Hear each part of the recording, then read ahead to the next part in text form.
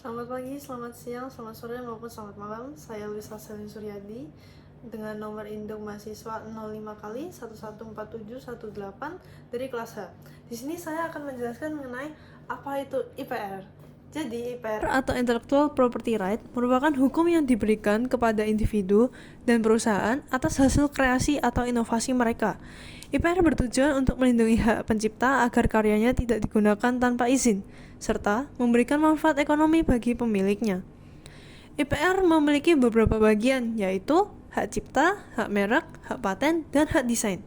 Pertama, hak cipta.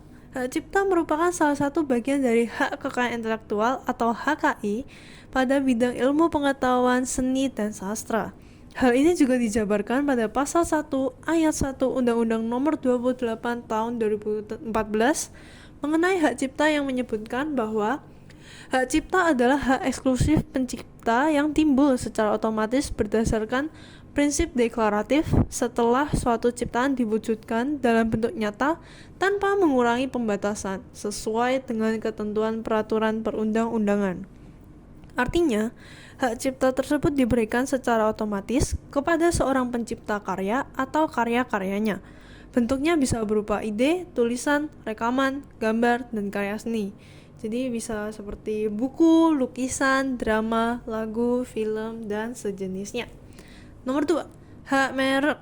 Menurut pasal 2 ayat 3 Undang-Undang Nomor 20 Tahun 2016, merek yang dilindungi adalah tanda yang dapat ditampilkan secara grafis berupa gambar, logo, nama, kata, huruf, angka, susunan warna dalam bentuk 2 dimensi dan atau 3 dimensi, suara, hologram, atau kombinasi dari 2 atau lebih unsur tersebut untuk membedakan barang dan atau jasa yang diproduksi oleh orang atau badan hukum dalam kegiatan perdagangan barang dan atau jasa. Contohnya, Samsung, Uniqlo, Indomie, dan sejenisnya. Ketiga, hak paten. Hak paten merupakan hak eksklusif yang dimiliki oleh seorang penemu atas hasil ciptaannya, terutama inovasi baru.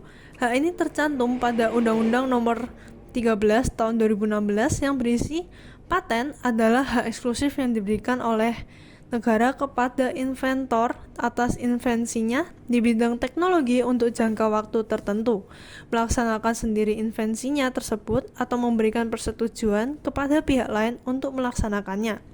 Hal ini dapat didaftarkan di Direktorat Jenderal Kekayaan Intelektual oleh penemunya.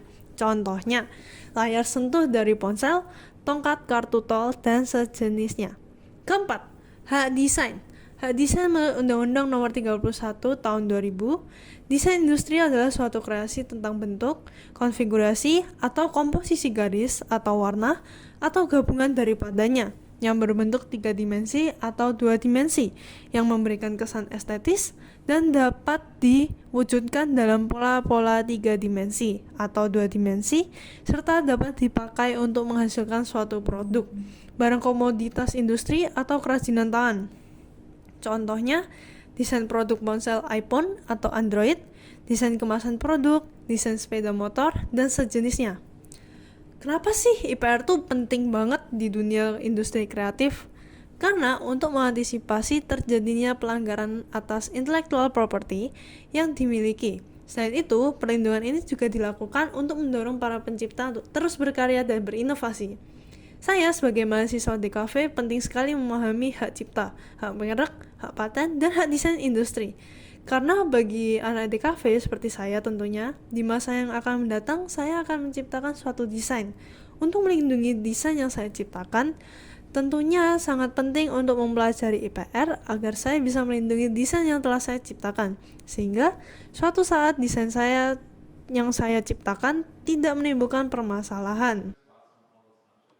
Seperti itulah kurang lebih apa itu IPR, apa pentingnya buat saya sebagai anak di kafe yang suatu saat saya akan terjun ke dunia industri kreatif. Sekian dari saya, terima kasih sudah menonton.